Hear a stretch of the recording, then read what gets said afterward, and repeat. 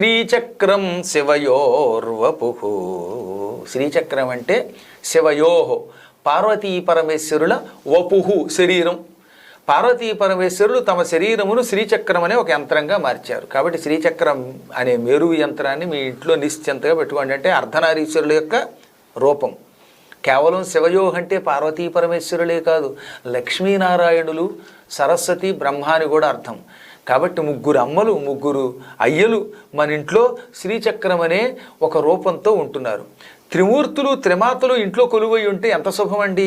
శ్రీచక్ర యంత్రమును ఏ వ్యక్తి అయినా కులంతో, మతంతో సంబంధం లేకుండా, అలాగే స్త్రీ పురుష నపుంసకాది భేదం లేకుండా ఇంట పెట్టి పూజించవచ్చు. అందరికీ అర్హత ఉన్నది.